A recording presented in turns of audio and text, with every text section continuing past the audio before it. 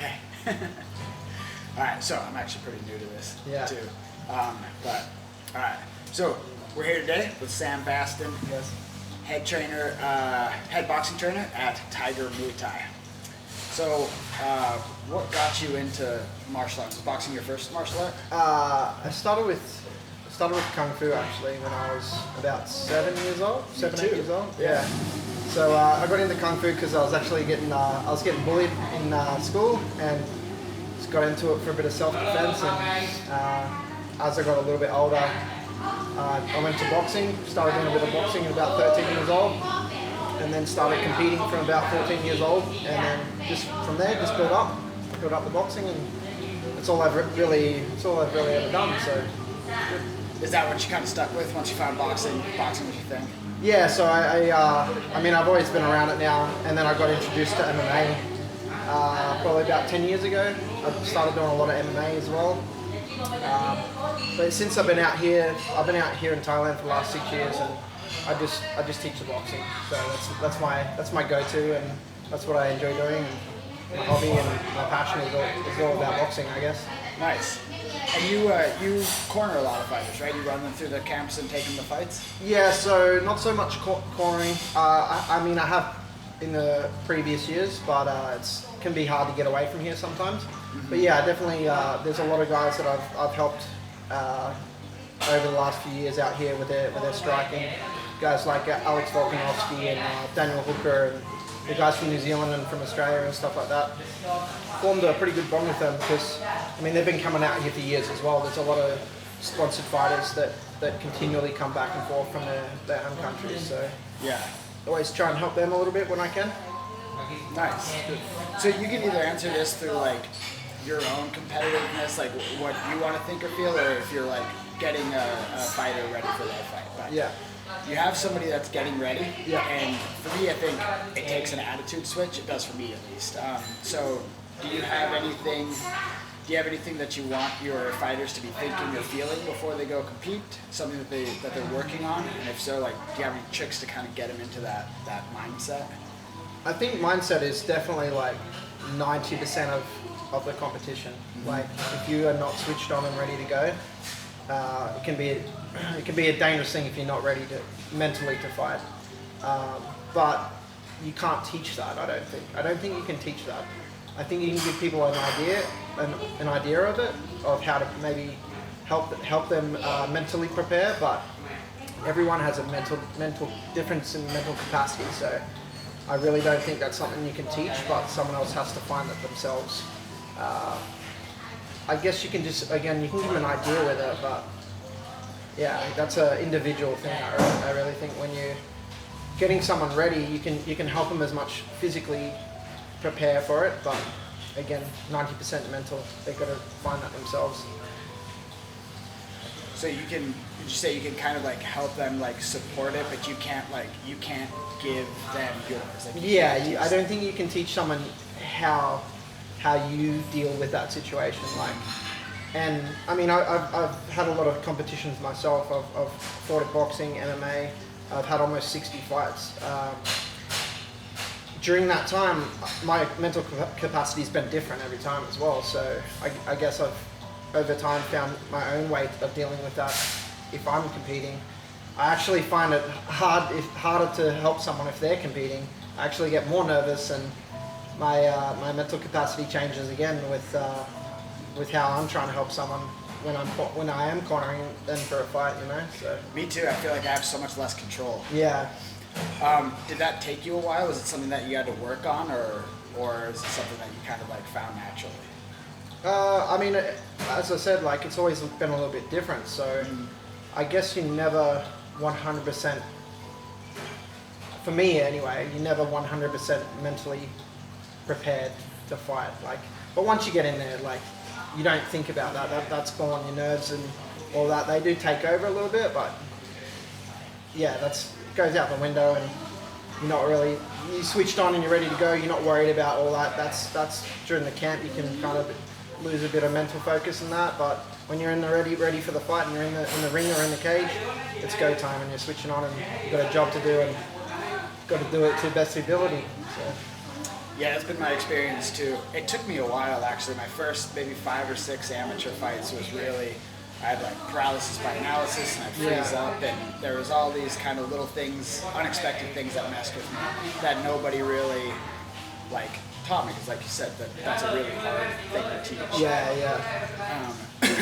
But yeah, that took me a while to kind of like find my groove. Yeah, like recently I had one of my fighters competing out here in boxing, and it's a female, she's been doing quite good, and always been pretty switched on and ready to go, but then her last fight, she was so worried about her opponent that, like, obviously her opponent's a good opponent. She was on the national Thai boxing team, and so she was so worried about her opponent where her focus had gone from what her job should be doing rather than being too worried about who this other girl is.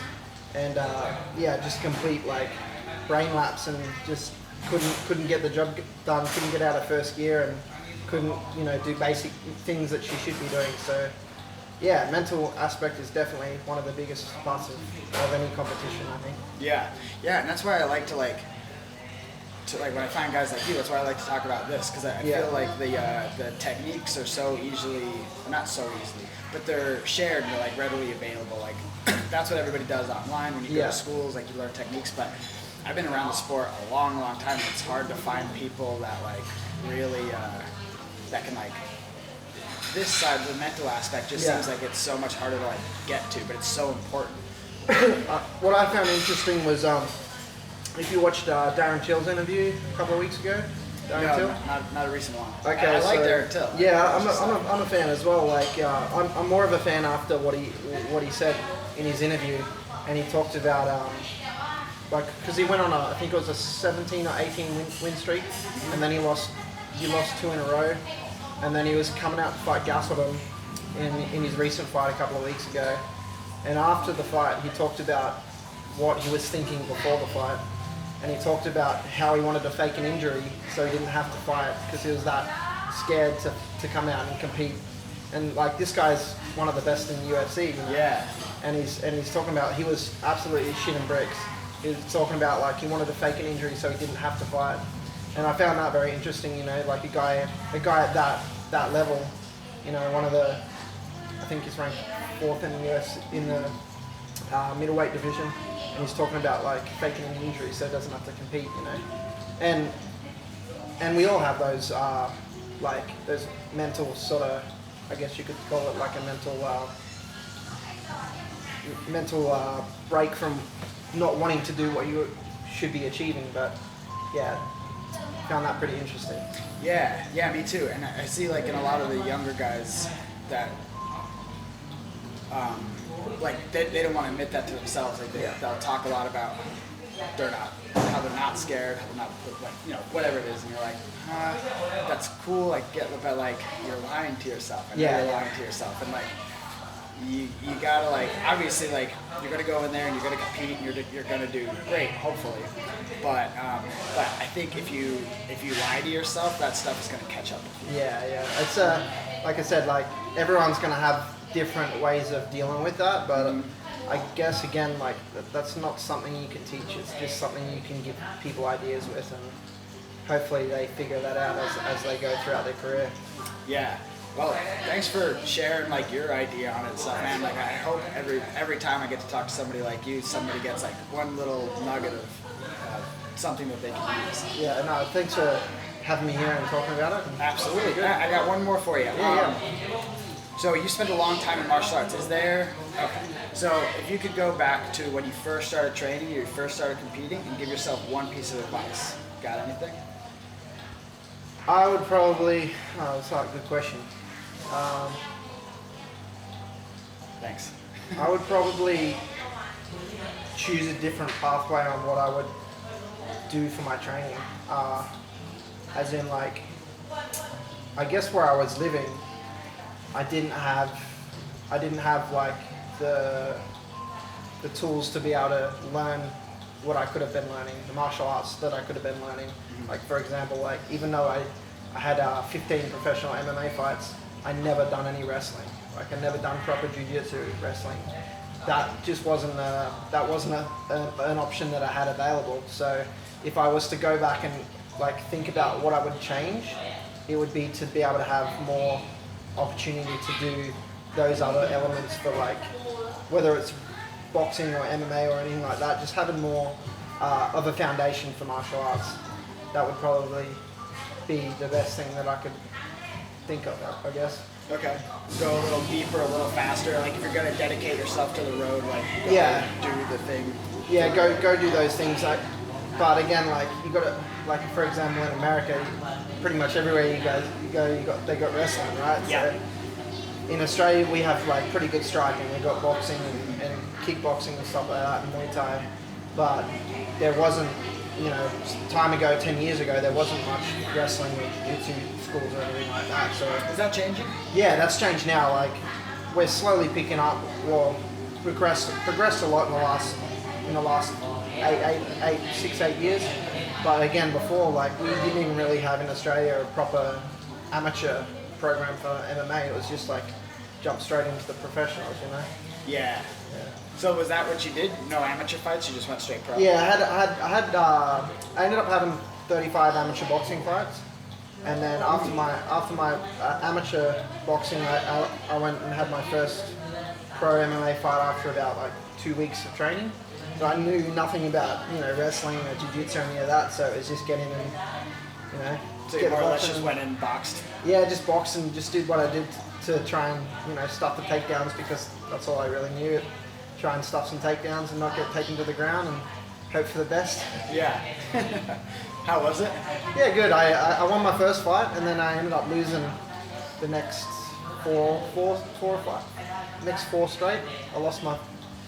I went 1-5 actually as I started my pro career, which wasn't too good, and ended up getting that back. So I ended up 7-7 overall, but was that because of the grappling aspect? Yeah, yeah, definitely. Yeah, that's hard, man. Like, even if you have great hands, like if you're not in there with wrestlers, that's a hard thing to just get on the fly. Yeah, I kind of learned as I went, if that makes sense. So it was kind of like I took these fights against quite high level guys, and I just learned as I went. It wasn't.